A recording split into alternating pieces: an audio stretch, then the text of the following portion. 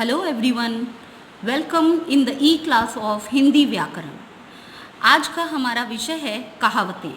Students, ऐसे तो बचपन से ही हम कहावतें सुनते और पढ़ते चले आ रहे हैं, किंतु जैसे जैसे हमारा स्टैंडर्ड बढ़ता जाता है कहावतों का स्टैंडर्ड भी अलग हो जाता है।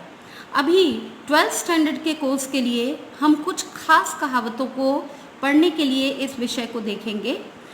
आज यहाँ जो कहावतें ली गई हैं वो आपके बोर्ड एग्जाम्स के लिए बहुत इम्पॉर्टेंट है। कहावत अर्थात लोकोक्ति, जब किसी घटना, प्रसंग आदि का वर्णन करते समय रूढ़ या लोगों के द्वारा कहे गए मार्मिक कथन को बोला जाता है तो हम उसे कहावत कहते हैं। हर कहावत की पृष्ठभूमि में कोई न कोई कहानी या घटना अवश्य होती है और धीरे धीरे जब यह रूढ़ हो जाती है या तो लोगों के द्वारा बार बार दोहराई जाने लगती हैं तो वह कहावत बन जाती हैं। कहावतें ज़्यादातर पूरे वाक्य के रूप में होती हैं और किसी प्रसंग के अंत में आकर उसे स्पष्ट करने का कार्य करती हैं। अक्सर कई कवियों की कविताओं को या मार्मिक सूक्तियों को भी कहावत के रूप में प्रयोग किया जाता है या वो कहावत का रूप धारण कर लेती हैं। जैसे जो बीत गई सो बात गई, पंडित हरिवंश राय बच्चन की यह काव्य पंक्ति कहावत के रूप में प्रयोग की जाती है।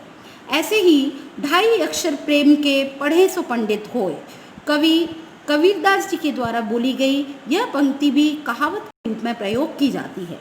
इसके अतिरिक्त कभी कभी परिस्थितियों के अनुसार भी बात को समझाने के लिए कहावतों का प्रयोग किया जाता है। जैसे जहाँ बिना नुकसान उठाए काम करना हो वहाँ हम हमेशा कहते हैं सांप भी मर जाए और लाठी भी ना टूटे।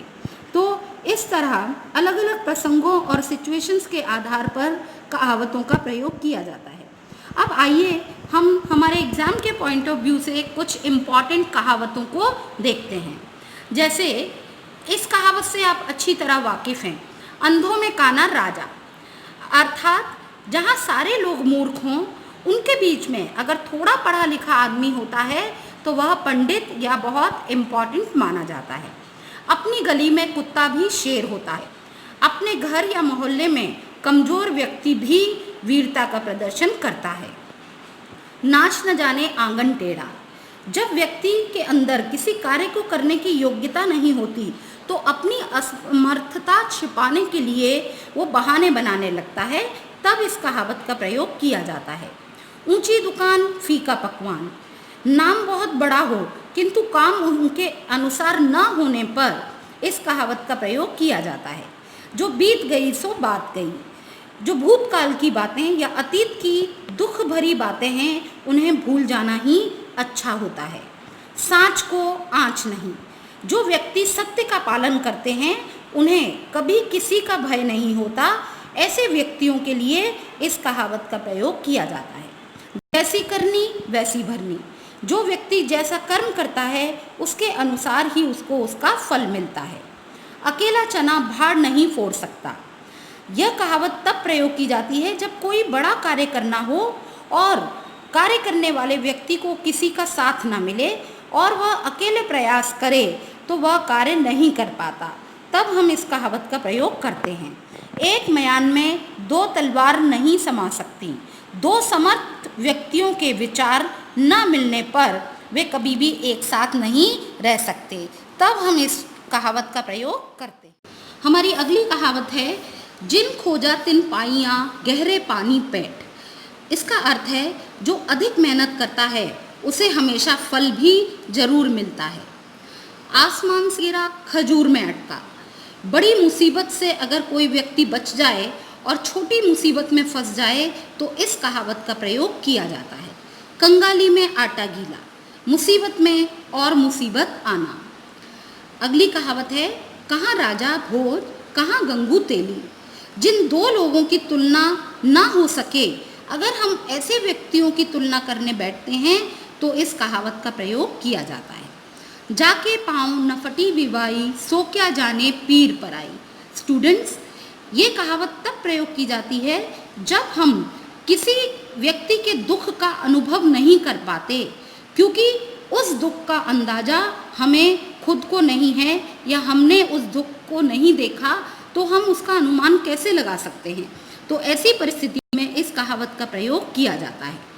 तेते पाँव पसारिए जेती लांबी सौर, बहुत ही अच्छी कहावत है। इसमें हमें सीख भी मिलती है कि हर व्यक्ति को अपनी शक्ति के अनुसार ही खर्च करना चाहिए।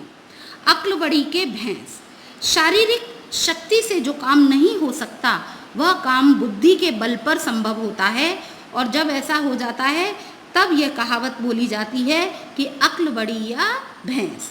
अंधेर नगरी चौपट राजा, जहाँ पर अयोग्य व्यक्ति होते हैं और जहाँ सारे काम बिगड़ते रहते हैं और अन्याय का साम्राज्य चलता है, वहाँ इस कहावत का प्रयोग किया जाता है।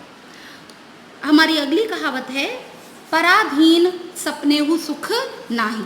मतलब जो गुलाम व्यक्ति या परतंत्र व्यक्ति होते हैं वो कभी भी सपने में भी सुख का अनुभव नहीं कर सकते। अब पछताए होत क्या जब चिड़िया चुग गई खेत, बहुत ही अच्छी कहावत है। जब व्यक्ति प्रयास ना करे और उसका कोई काम बिगड़ जाए, उसके बाद अगर वो पछताने बैठता है तो इस कहावत का प्रयोग किया जाता है। न रहेगा बांस न बजेगी बांसुरी, काम न करने के लिए कारण को ही नष्ट कर देना। दूध का दूध पानी का पानी, सच्चा न्याय करना। अधजल गगरी छलकत जाए, बहुत अच्छी कहावत है। जो व्यक्ति पूर्ण रूप से ज्ञान प्राप्त नहीं कर पाते या जिनके पास बहुत कम ज्ञान होता है और वो ज्ञानवान होने का नाटक करते हैं, तब इस कहावत का प्रयोग किया जाता है। जिसकी लाठी उसकी भैंस, संसार में हर जगह शक्तिशाली व्यक्ति की ही जीत होती है। नो नगद न तेर उधार, कुछ न मिलने की अपेक्षा थोड़ा बहुत मिल जाना भी अच्छा होता है, और ऐसा होने पर इस कहावत का प्रयोग किया जाता है। मुख में राम बगल में छुरी, जो भी आप कहते हैं और जो आप करते हैं, जब उस कथनी और करनी में अंतर होता है तो इस कहावत का प्रयोग किया जाता है। करत करत अभ्यास ते जड़मती होत सुजान, यह कहावत हम सभी व्यक्तियों को बहुत इंस्पायर करती है। अगर आपको कोई काम नहीं आता और आप उसका बार बार अभ्यास करते हैं तो आप उसमें मास्टर हो जाते हैं। यानी कार्य का अभ्यास बार बार करने से मूर्ख व्यक्ति भी उस विषय में पारंगत या होशियार हो जाता है। तब इस कहावत का हमारी अगली कहावत है बिना विचारे जो करे सो पाछे पछताए। यानी बिना सोचे समझे काम करने वाले व्यक्ति को हमेशा बाद में पछताना ही पड़ता है। अपनी डफली अपना राग, मिलकर काम करने की जगह जब व्यक्ति अपना अपना काम अलग अलग करने लगते हैं तो इस कहावत का प्रयोग किया जाता है।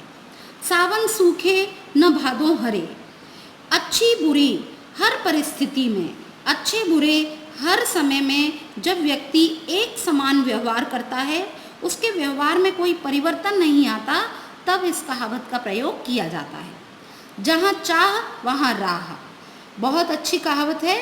अगर आपके मन में किसी कार्य को करने की दृढ़ इच्छा हो तो कोई ना कोई रास्ता उस काम को पूरा करने का आपको मिल ही जाता है। नाम बड़े और दर्शन छोटे, जब व्यक्ति अपने नाम के विपरीत कार्य करता है, उसका व्यक्तित्व उसके नाम के विरुद्ध होता है, तब इस कहावत का प्रयोग किया जाता है। काला अक्षर भैंस बराबर, अगर व्यक्ति को कुछ भी पढ़ना लिखना नहीं आता तो इस कहावत का प्रयोग करते हैं। इसका अर्थ होता है बिल्कुल अनपढ़ होना। दूर के ढोल सुहावने लगे, बहुत सारी चीज़ें हमें दूर से बहुत अट्रैक्ट करती हैं, पर जब हम पास में जाते हैं तो उनका कोई महत्व नहीं होता। उस समय ऐसी इस कहावत का प्रयोग किया जाता है कि सभी चीज़ें दूर से ही अच्छी लगती हैं। हाथ कंगन को आरसी क्या, जो घटना प्रत्यक्ष हुई हो उसके लिए किसी भी प्रकार के प्रमाण या सबूत की आवश्यकता नहीं होती। हमारी अगली और अंतिम कहावत है रस्सी जल गई बल न गया। यानी व्यक्ति बर्बाद भले ही हो जाए पर वह अपनी अकड़ नहीं छोड़ता। तो स्टूडेंट्स, ये सभी बहुत इम्पॉर्टेंट ऐसी कहावतें हैं जो बोर्ड एग्ज़ाम्स में पूछी जाती हैं। आप इन्हें अपनी नोटबुक में नोट डाउन करिए और पढ़िए। आई होप कि ये आपको समझ में आई होंगी। Thank you.